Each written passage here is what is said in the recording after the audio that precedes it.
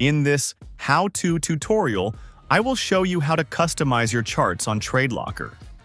Once you are logged into your TradeLocker account, right-click anywhere on the chart and select Settings.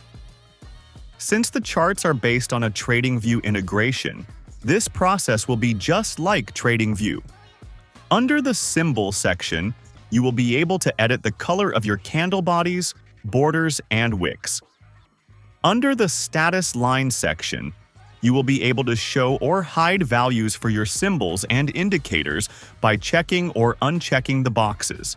Under the Scales and Lines section, you will be able to show or hide values for your price scale and price lines, as well as modify your timescale settings. Under the Canvas section, you will be able to set your chart background color, show or hide grid lines, edit your crosshair color, as well as your scales, buttons, and margins.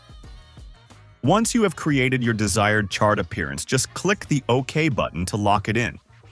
If you would like to save this chart style as a template, navigate to the top right of your chart window and click the Save Layout button. Input a name for your chart layout, and then click Save.